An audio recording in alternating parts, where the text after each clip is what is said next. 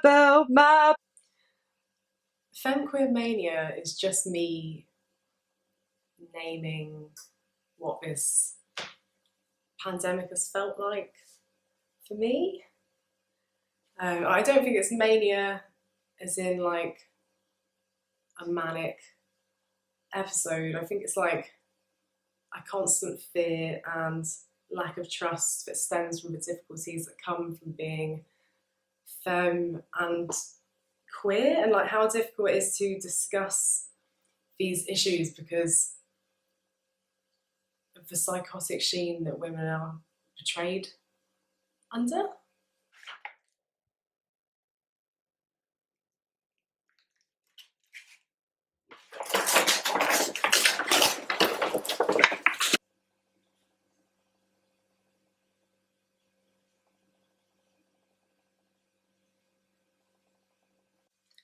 When I first named the feeling, I wrote this: Femme Queer Mania, the unseen, persistent yet spontaneous fear of predators, trusting relationships and abandonment, entwined with the oppression of not being believed, especially during mania, because you're queer and femme.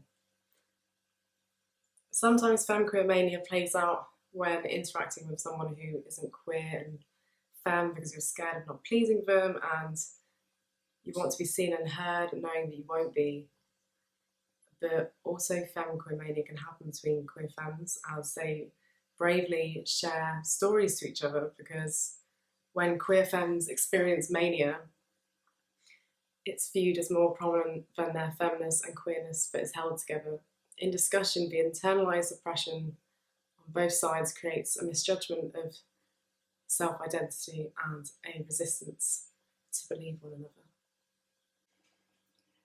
If I do experience like mania, then those are times that I'm really questioning my femininity and my queerness in the world. And like, I question like if they're seen as valid attributes, valid identities in comparison to others. I'm not really sure what femininity is. I'm not really sure, I don't really know what it means to be femme, but a lot of people do say that I'm femme. I've also been told that I'm butch and that I'm a dyke.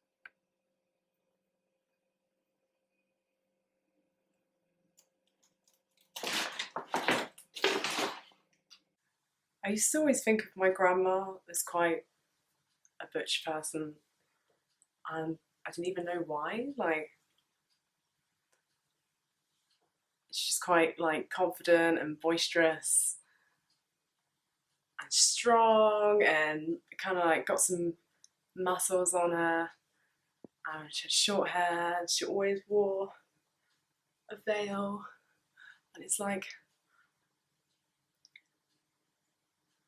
what made that image of her to me butch? And like, because she wouldn't have identified as butch. Like, I only knew her as a child, and she probably wouldn't have even known what.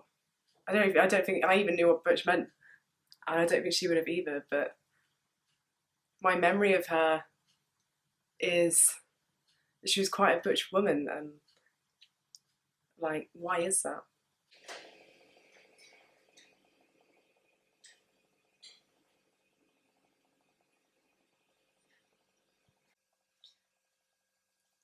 It's kind of interesting. Like, when I came out as lesbian, I think that's where the whole femme label was kind of put on me. Like, people would say like, "Oh, you must be a lipstick lesbian." Like, if you are a lesbian, and it's interesting like how even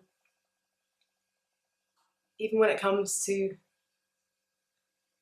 being on that queer spectrum, like, people are still kind of like put you in those boxes. Like, I don't really like having those binaries.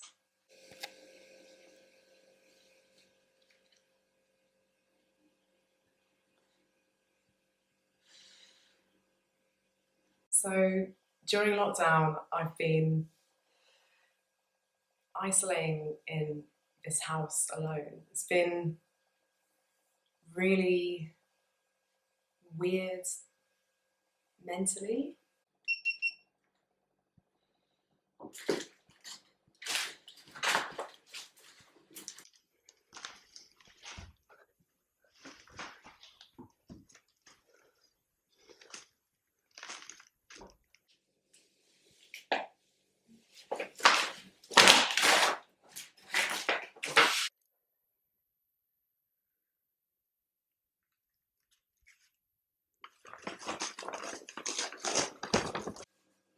I've been making films to kind of like try and track my progress and to try and get better and kind of help heal some like bad memories that I've got.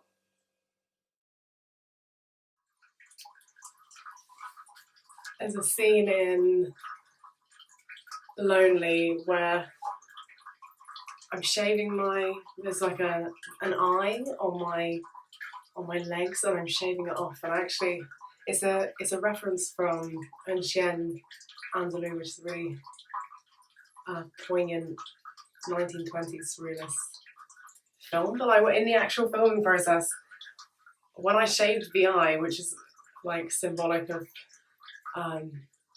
the scene in Evangeline, I end up cutting myself, and I just think it's very typical of what femmes do.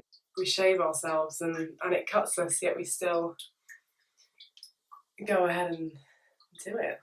I think Lonely I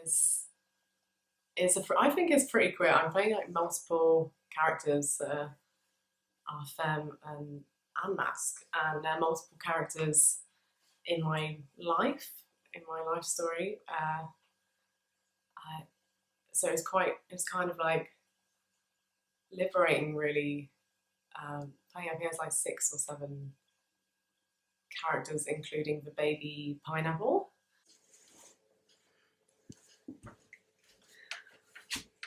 This is the dress that I wore in Lonely when I'm playing one of the particular characters.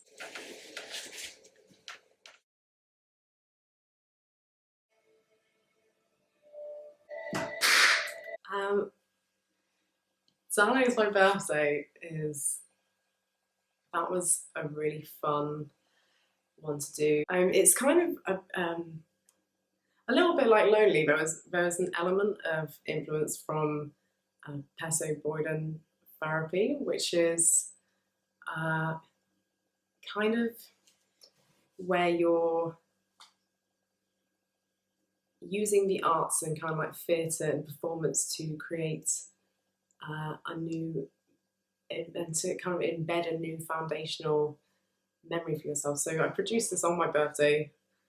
I have a lot of bad birthday memories, and it brings like a lot of like celebrational trauma for me. So I was kind of trying to like trauma resolve on set and through a creative process to embed a different memory, really. The main response from it was really emotional,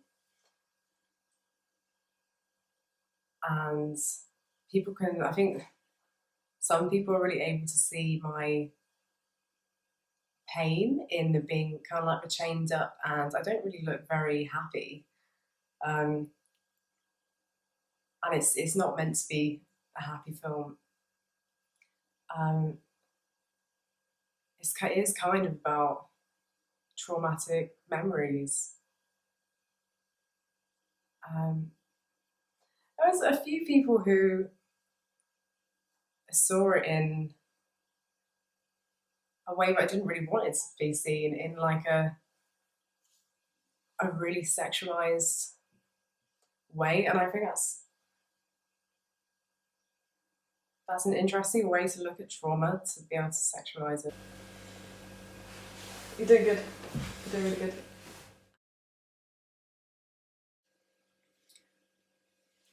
More recently, I did a film for an exhibition called Flow at the Glass Tank for Modern Art Oxford, and this is just all first person.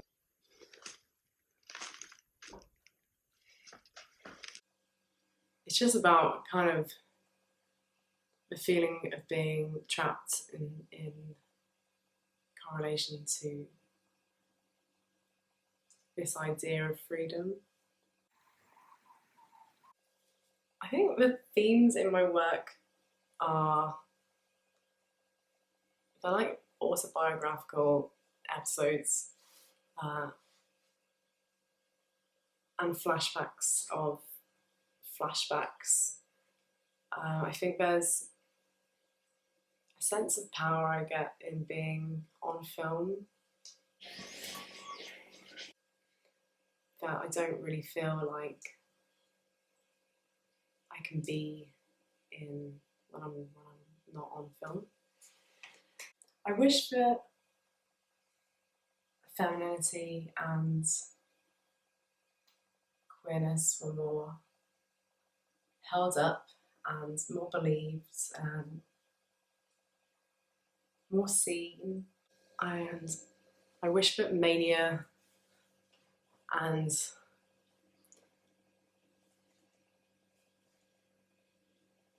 questioning and even just being out of the box, I just wish that they were more accepted and listened to in the world.